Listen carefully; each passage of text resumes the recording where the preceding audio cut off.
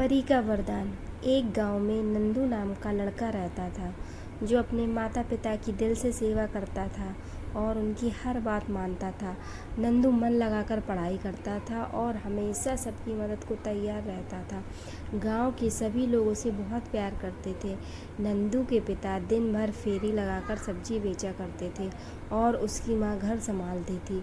उसकी एक छोटी बहन थी जिससे वह बहुत प्यार करता था। पिता की कमाई से घर और पढ़ाई का खर्चा निकल जाता था। स्कूल जाने से पहले नंदू सुबह सारी सब्जियां धोकर ठेली पर सजा देता था, जिससे उसके माता पिता को मदद मिल जाती थी। एक दिन उसके पिता बारिश में भीग गए और बीमार पड़ गए। फिर एक दिन अचानक उसकी मृत्यु हो गई। इस हादसे से पूरा परिवार हिल गया। घर में सभी पैसे पैसे के लिए मोहताज हो गए। नंदू की माँ की तबीयत भी खराब रहने लगी। नंदू नहीं समझ पा रहा था कि कैसे वह अपने परिवार की मदद करे। नंदू ठेली लगाना तो चाहता था, लेकिन अभी वह सिर्फ 8 साल का था।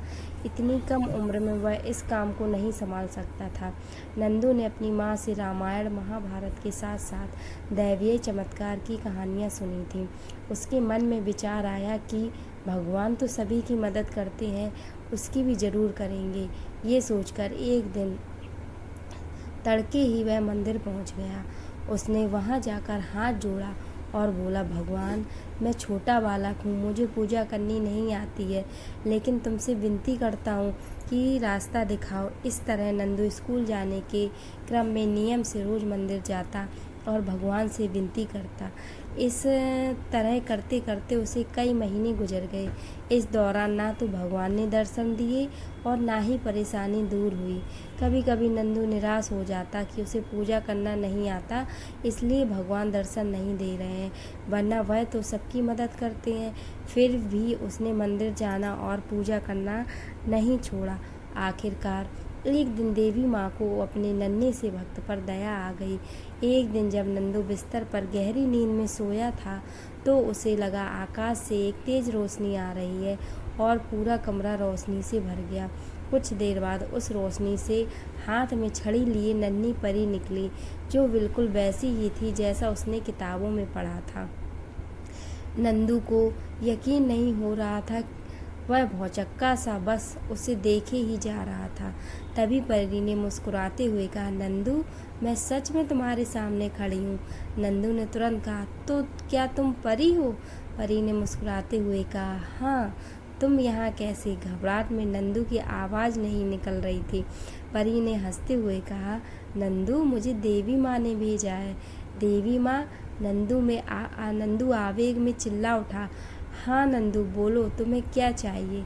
नंदू खुशी से चिल्लाते हुए बोला, अगर तुम्हें सचमुच देवी माँ ने भेजा है तो मेरी माँ को ठीक कर दो। परी बोली, ठीक है नंदू, कल तक तुम्हारी माँ ठीक हो जाएगी, लेकिन मैं तो तुम्हें वरदान देने आई थी, तुमने अपने लिए कुछ मांगा ही नहीं।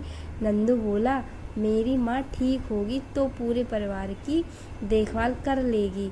बच्चों पर पहला अधिकार माँ का होता है, इसलिए मैंने माँ के लिए मांगा। परी खुश होकर बोली, नंदू, तुम बहुत अच्छे हो, तुम मुझसे एक वरदान और मांग सकते हो।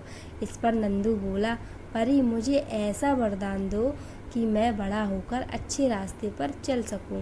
परी ने खुश होते हुए नंदू को एक अंगूठी दी और बोली, इसे पहनकर जो मांगोगे वो मुराद पूरी होगी, लेकिन जिस दिन गलत काम के लिए इस अंगूठी का इस्तेमाल करोगे इसकी शक्ति खत्म हो जाएगी।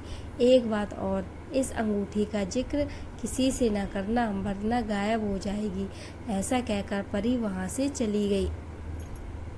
सुबह सुबह नंदू ने देखा तो अंगूठी उसकी उंगली में थी। उसने देखा कि माँ पूरी तरह से ठीक हो चुकी है और घर के काम कर रही है। वह अपनी माँ को सारी बात बताना चाहता था, लेकिन फिर परी की बात याद आ गई और वह चुप हो गया। मेहनत के बल पर अब उसका परिवार सुख से रहने लगा।